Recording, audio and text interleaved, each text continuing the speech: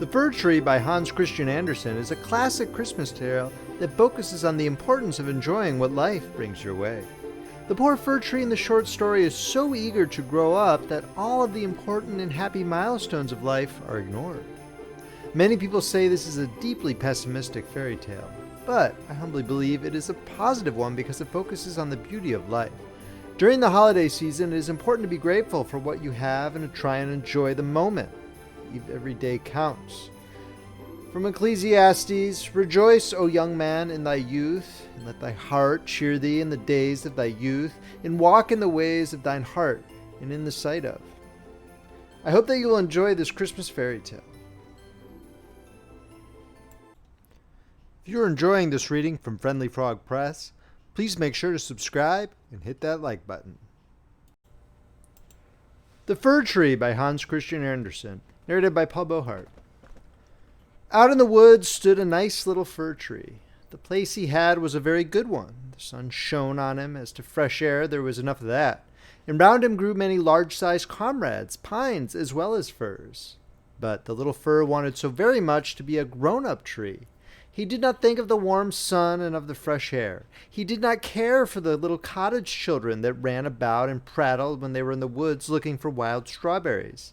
The children often came with a whole pitcher full of berries, or a long row of them threaded on a straw, and sat down near the young tree and said, "Oh, how pretty he is! What a nice little fir!" This was what the tree could not bear to hear. At the end of a year he had shot up a good deal, and after another year he was another long bit taller, for with fir trees one can always tell by the shoots how many years old they are. "Oh, were I but such a high tree as the others are," sighed he, "then I should be able to spread out my branches, and with the tops to look into the wide world.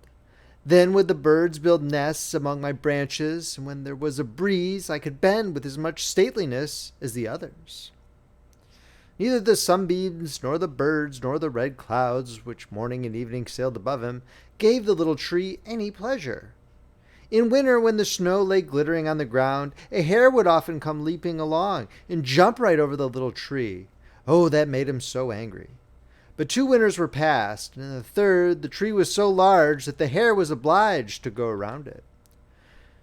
To grow and grow, to get older and be tall, thought the tree, that, after all, is the most delightful thing in the world. In autumn, the woodcutters always came and felled some of the largest trees. This happened every year, and the young fir tree, that had now grown to a very comely size, trembled at the sight, for the magnificent great trees fell to the earth with noise and cracking. The branches were lopped off, and the trees looked long and bare. They were hardly to be recognized. And then they were laid in carts, and the horses dragged them out of the wood. Where did they go to? What became of them? In spring, when the swallows and the storks came, the tree asked them, "Don't you know where they have been taken? Have you not met them anywhere?" The swallows did not know anything about it, but the stork looked musing, nodded his head, and said, "Yes, I think I know. I met many ships as I was flying hither from Egypt. On the ships were magnificent masts, and I venture to assert that it was they that smelt so of fir. I may congratulate you, for they lifted themselves on high most majestically. Oh, were I but old enough to fly across the sea, but how does the sea look in reality? What is it like?" "That would take a long time to explain," said the stork, and with these words off he went. "Rejoice in thy growth," said the sunbeams. "Rejoice in thy vigorous growth, and in the fresh life that moveth within thee." And the wind kissed the tree, and the dew wept tears over him, but the fir understood it not. When Christmas came, quite young trees were cut down, trees which often were not even as large or as of the same age as this fir tree, who could never rest but always wanted to be off. These young trees, and they were always the finest looking, retained their branches. They were laid on carts, and the horses drew them out of the wood. "Where are they going to?" asked the fir. "They are not taller than I. There was one indeed that was considerably shorter. And why do they retain all their branches? Whither are they taken?" We know, chirped the sparrows. "We have peeped in at the windows in the town below. We know whither they are taken. The greatest splendor, the greatest magnificence one can imagine await them. We peeped through the windows and saw them planted in the middle of the warm room and ornamented with the most splendid things, with gilded apples, with gingerbread, with toys, and many hundred lights." "And then?" asked the fir tree, trembling in every bough. "And then? What happens then?" "We did not see anything more. It was incomparably beautiful." "I would fain know if I am destined for so glorious a career," cried the tree, rejoicing. "That is still better than to cross the sea. What a longing do I suffer! Were Christmas but come! I am now tall, and my branches spread like the others that were carried off last year.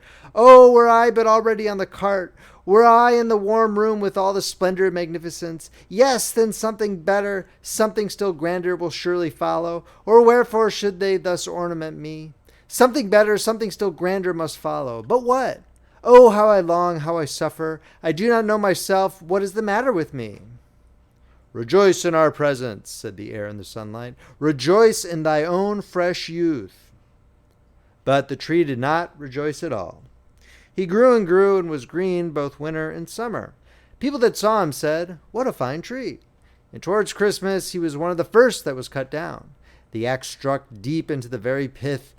The tree fell to the earth with a sigh. He felt a pang. It was like a swoon. He could not think of happiness, for he was sorrowful at being separated from his home, from the place where he had sprung up. He well knew that he should never see his dear old comrades, the little bushes and flowers around him any more, perhaps not even the birds. The departure was not at all agreeable. The tree only came to himself when he was unloaded in a courtyard with the other trees, and heard a man say, "That one is splendid. We don't want the others."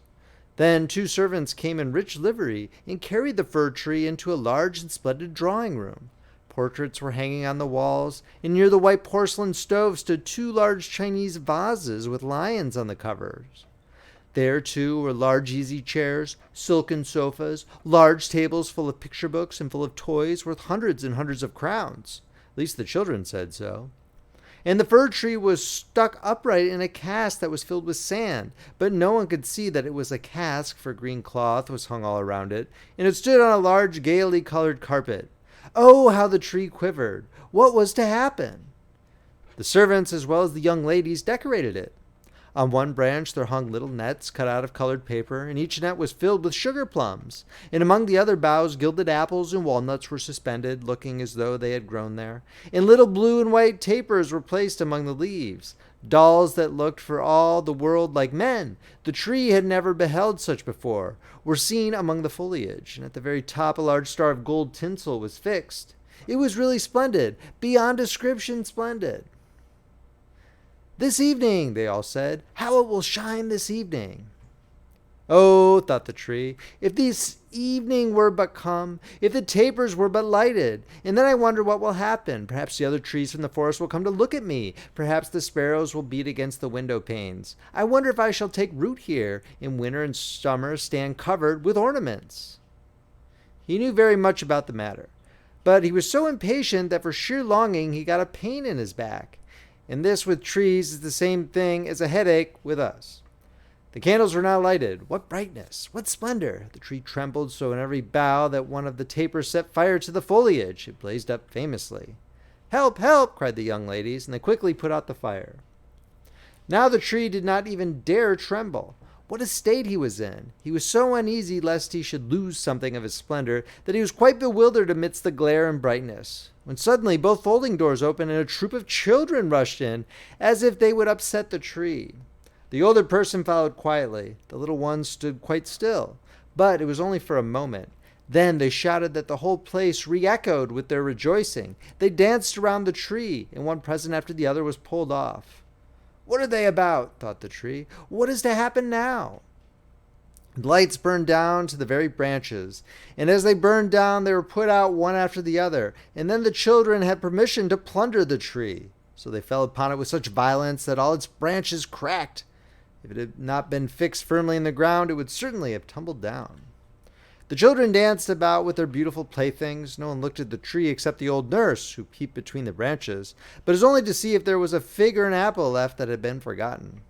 A story, cried the children, drawing a little fat man towards the tree. He seated himself under it and said, Now we are in the shade, and the tree can listen too. But I shall tell only one story. Now which will you have? That about Ivedy-Avedy, or about Humpy-Dumpy, who tumbled downstairs, and yet after all came to the throne and married the princess? Ivedy-Avedy, cried some. Humpy-Dumpy, cried the others. There was such a bawling and screaming, the fir tree alone was silent. He thought to himself, am I not to bawl with the rest? Am I to do nothing whatever? For he was one of the company, and had done what he had to do. And the man told about Humpy-Dumpy that tumbled down, who, notwithstanding, came to the throne, and at last married the princess. And the children clapped their hands and cried, oh, go on, do go on. They wanted to hear about Ivedy-Avedy too, but the little man only told them about Humpy-Dumpy. The fir tree stood quite still and absorbed in thought. The birds in the wood had never related the like of this. Humpy-Dumpy fell downstairs, and yet he married the princess? Yes, yes, that's the way of the world, thought the fir tree, and believed it all, because the man who told the story was so good-looking. Well, well, who knows, perhaps I may fall downstairs too, and get a princess as wife. And he looked forward with joy to the morrow, when he hoped to be decked out again with lights, playthings, fruits, and tinsel. I won't tremble tomorrow, thought the fir tree. I will enjoy to the full all my splendor. Tomorrow I shall hear again the story of Humpy-Dumpy, and perhaps that of Ivedy-Avedy too. And the whole night the tree stood still and in deep thought. In the morning the servant and the housemaid came in. Now then the splendor will begin again, thought the fir. But they dragged him out of the room and up the stairs into the loft. And here, in a dark corner where no daylight could enter, they left him. What's the meaning of this? Thought the tree. What am I to do here? What shall I hear now, I wonder? And he leaned against the wall, lost in reverie. Time enough had he, too, for his reflections, for days and nights passed on, and nobody came up. And when at last somebody did come, it was only to put some great trunks in a corner out of the way. There stood the tree quite hidden. It seemed as if he had been entirely forgotten. 'Tis now winter out of doors, thought the tree. The earth is hard and covered with snow. Men cannot plant me now, and therefore I have been put up here under shelter till the springtime comes. How thoughtful that is! How kind man is, after all! If it only were not so dark here, and so terribly lonely. Not even a hare! And out in the woods it was so pleasant when the snow was on the ground, and the hare leaped by. Yes, even when he jumped over me. But I did not like it then. It is really terribly lonely here. Squeak, squeak, said a little mouse at the same moment, peeping out of his hole. And then another little one came. They snuffed about the fir tree and rustled among the branches. It is dreadfully cold, said the mouse, but for that it would be delightful here, old fir, wouldn't it? I am by no means old, said the fir tree. There's many a one considerably older than I am. Where do you come from? Asked the mice, and what can you do? They were so extremely curious. Tell us about the most beautiful spot on the earth. Have you never been there? Were you never in the larder, where cheeses lie on the shelves and hams hang from above, where one dances about on tallow candles, that place where one enters lean and comes out again fat and portly? I know no such place, said the tree, but I know the wood, where the sun shines and where the little birds sing. And then he told all about his youth, and the little mice had never heard the like before, and they listened and said, Well, to be sure, how much you have seen, how happy you must have been. Aye, said the fir tree, thinking over what he had himself related. Yes, in reality, those were happy times. And he told about Christmas Eve, when he was decked out with cakes and candles. Oh, said the little mice, how fortunate you have been, old fir tree. I am by no means old, said he. I come from the wood this winter. I am in my prime, and am only rather short for my age.